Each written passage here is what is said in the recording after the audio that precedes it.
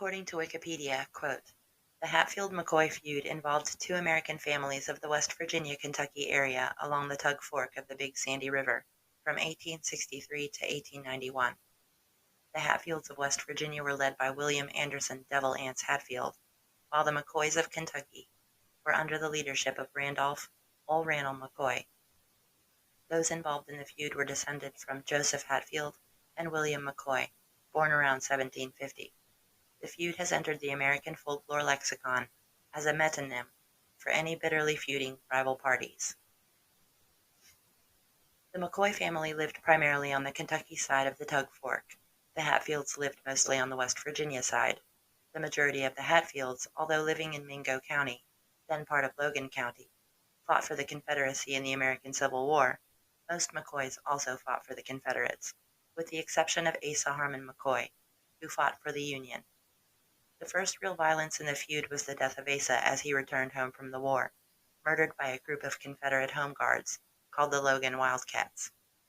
Devil Anse Hatfield was a suspect at first, but was later confirmed to have been sick at home at the time of the murder.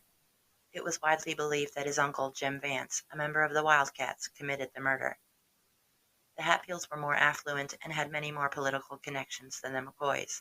Ance's timbering operation was also a source of wealth for his family, while the McCoys were more of a lower middle-class family. Ol' Randall owned a 300-acre farm.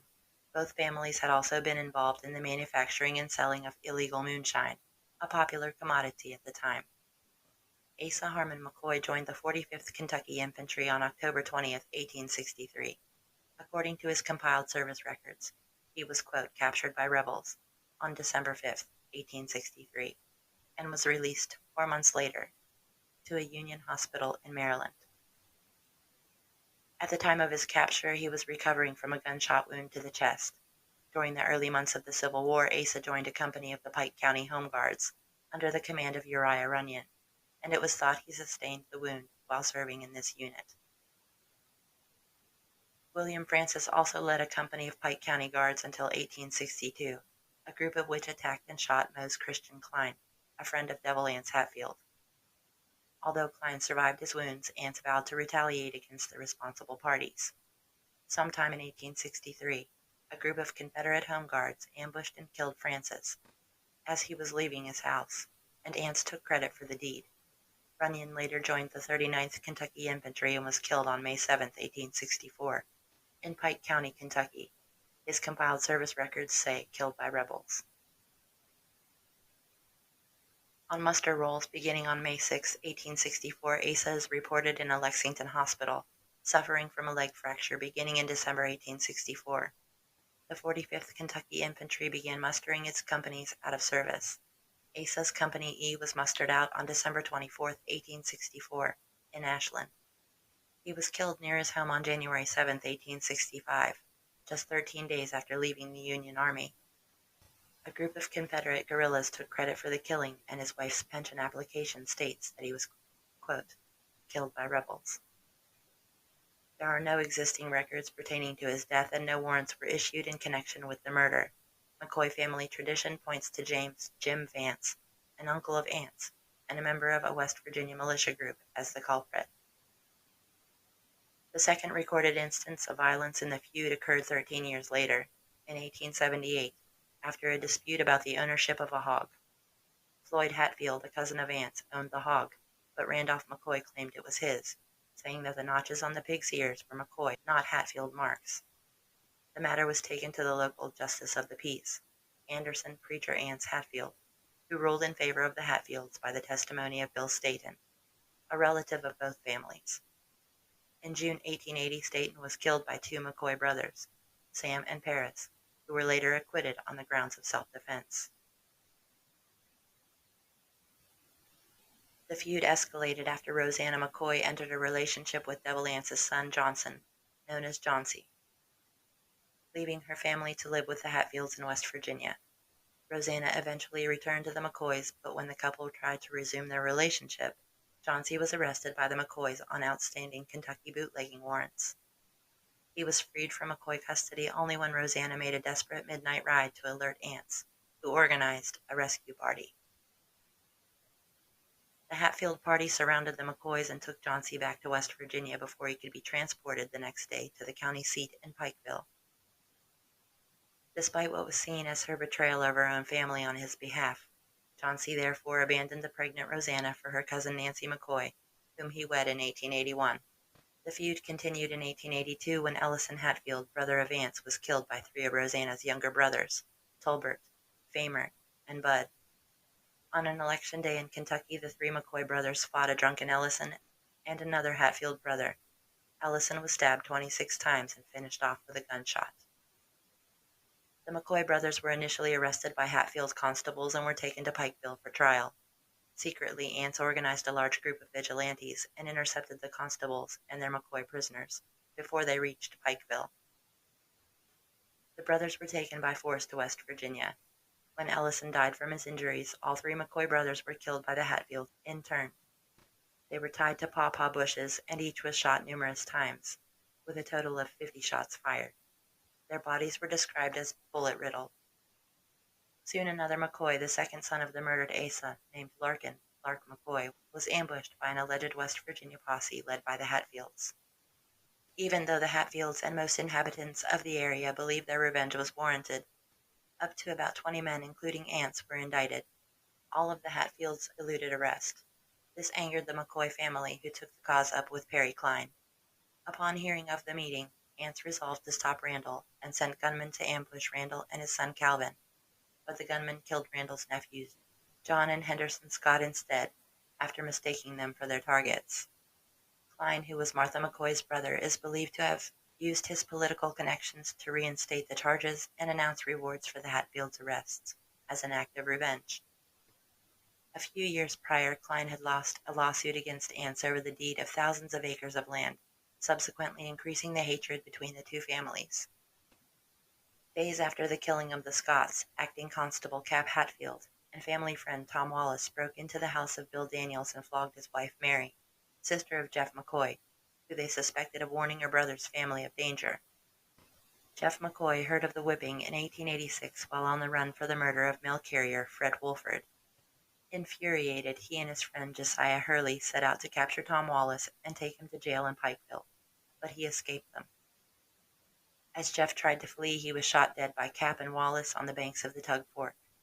Two other McCoys, Jake and Larkin, once again attempted to arrest Tom Wallace for the assault on Mary Daniels in August 1887, but he managed to escape from jail.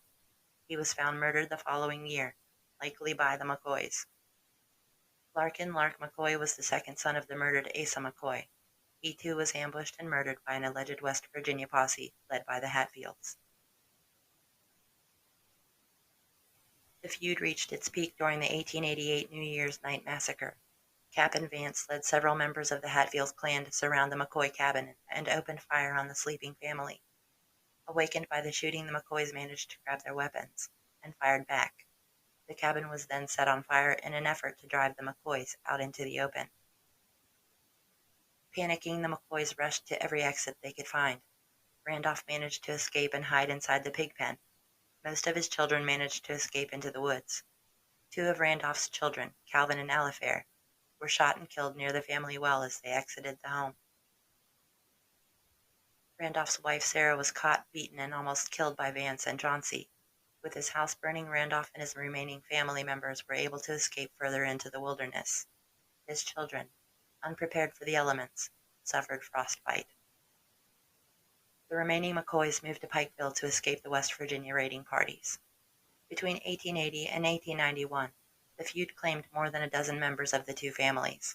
On one occasion, the governors of West Virginia and Kentucky even threatened to have their militias invade each other's states. In response, Kentucky Governor S.B. Buckner sent his Adjutant General, Sam Hill, to Pike County to investigate the situation. A few days after the New Year's massacre, a posse led by Pike County Deputy Sheriff Frank Phillips rode out to track down Ance's group across the state line into West Virginia. Two McCoys were members of Phillips' posse, Bud, and one of Randolph's sons, Jim. The posse's first victim was Vance, who was killed in the woods after he refused to be arrested. Phillips then made other successive raids on Hatfield homes and supporters, capturing many and killing another 3 Hatfield supporters. before cornering the rest in Grapevine Creek on January 19th. Unfortunately for Phillips, Ants and other Hatfields were waiting for them with an armed group of their own. A battle ensued between the two parties, and the Hatfields were eventually apprehended. A deputy, Bill Dempsey, was wounded and executed by Frank Phillips after they surrendered. On August 24, 1888, 8 of the Hatfields and their friends were indicted for the murder of Randolph's young daughter Alifair McCoy, who was killed during the New Year's massacre. They included Cap Johnsey, Robert and Elliot Hatfield, Ellison Mounts, French Ellis, Charles Gillespie, and Thomas Chambers.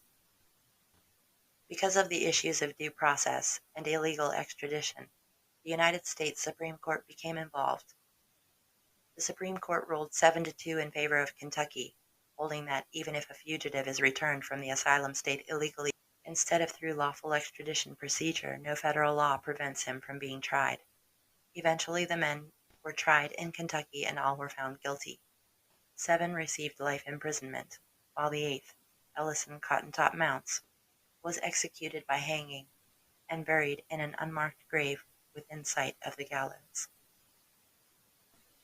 Ellison had tried to retract his confession, stating that he was innocent, that he had only confessed because he expected leniency, but his retraction was denied. Thousands attended his hanging in Pikeville, but though the scaffold was in the open, the base was fenced in to comply with the laws that had been passed which prohibited public executions. The hanging site was in current location of a classroom building of the present-day University of Pikeville. With his last words, Ellison claimed that, quote, "the Hatfields made me do it," end quote. No one had been sent to the gallows in Pike County for 40 years, and after Ellison, no one was ever again. Fighting between the families eased following the hanging of Mounts. Trials continued for years until the 1901 trial of Johnsey, who was sentenced to life imprisonment for his involvement in the New Year's massacre, in the last day of the Feud trials. On June 14, 2003, in Pikeville, Kentucky, the McCoy cousins partnered with Rio Hatfield of Waynesboro, Virginia, to declare an official truce between the families. Rio Hatfield said that he wanted to show that if the two families could reach an accord, others could also. He had said that he wanted to send a broader message to the world, that when national security is at risk, Americans put their differences aside and stand united. Quote, "We're not saying you don't have to fight because sometimes you do have to fight," he said, "but you don't have to fight forever," end quote. Signed by more than 60 descendants during the 4th Hatfield-McCoy Festival. The truce was touted as a proclamation of peace, saying, quote, "We ask by God's grace and love that we be forever remembered as those that bound together the hearts of two families to form a family of freedom in America," end quote. Governor Paul E. Patton of Kentucky and Governor Bob Wise of West Virginia signed proclamations declaring June 14th Hatfield and McCoy Reconciliation Day. Ron McCoy, one of the festival's founders, said it is unknown where the 3 signed proclamations will be exhibited, and that the Hatfields and McCoys symbolize violence and feuding and fighting. But by signing this, hopefully people will realize that's not the final chapter. End quote.